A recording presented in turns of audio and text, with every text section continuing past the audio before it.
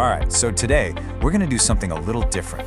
We're taking a creature that's pure myth, pure legend, and we're gonna put it under the microscope, treat it like a real biological specimen. We're diving into this amazing fictional text, the physiology and appearance of dragons, to tackle one simple but seriously huge question. How did dragons really look? Seriously, let's just, for a moment, push past all the storybooks, all the fantasy art. If a dragon was a living, breathing animal, what would its fundamental biology, its anatomy, actually look like? Well, let's find out. You know, this quote from our source material just sets the stage perfectly. It's asking us to stop seeing a monster and start seeing a machine, a biological masterpiece. And that idea, speculative biology, that's going to be our guide through this whole thing. Okay, first things first, we have to talk about the universal dragon blueprint. We're gonna deconstruct this archetype because it's fascinating. Whether you're picturing a fire breather from Europe or a spirit from Asia, you'll find they actually share a pretty fundamental design. And that shared design, it has a name, draconic morphology. The easiest way to think about it is like the chassis of a car. It's the core frame that all dragons are built on. It's what makes us look at something and just know, yep, that's a dragon. It's always reptilian, it's always massive, and you can tell it's built to dominate its environment. So what goes into that recipe? Well, you start with that large vertebrate chassis, the skeleton, right? Then you layer on all those classic reptilian features. But here's where it gets cool. You add on advanced predatory tools like claws and teeth. You give it the ability to either fly or move like a serpent, and this is crucial, you give it a super high temperature internal biology. I mean, that's the perfect formula for an apex predator. So, we've got the blueprint down. Now let's zoom in. It's time for a real anatomical deep dive. We're gonna go from the outside in, from scale, all the way down to the skeleton. And let's start with the skin. We all just tend to say scales, right? But our source material calls it dermal armor, and honestly, that's just a fantastic distinction. It's not just for looks, it implies a purpose-built, complex defense system, way more advanced than what you'd find on a regular lizard. And you can see that variety right here. So yeah, interlocking scales are the most common, at about 50%. But get this, a huge 30% have heavy, almost crocodilian-style plating.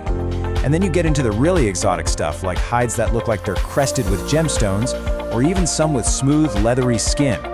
So the big takeaway here? Forget the idea that all dragons are just scaly. It's way more diverse than that.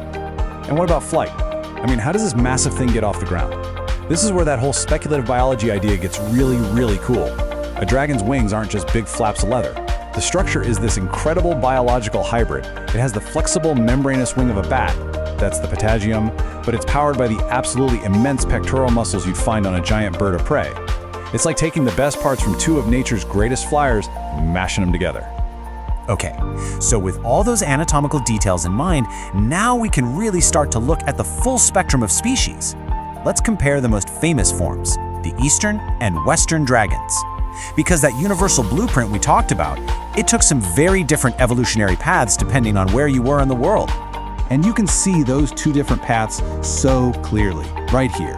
On one side, you've got the Western wyvern. It's your classic brute force predator, powerfully built with those massive muscular wings. It's all about physical power and controlling territory. But then, in total contrast, you have the Eastern lung dragon. It's serpentine, elegant, and has no wings at all. Its flight is described as something more mystical, like it's literally riding the wind and the weather. It's not about brute force, it's about wisdom and elemental control. Same family, but two completely different specializations. And this chart, wow, this really drives home the difference in just sheer scale. A European wyvern might be about 25 meters long, which is already, a massive animal.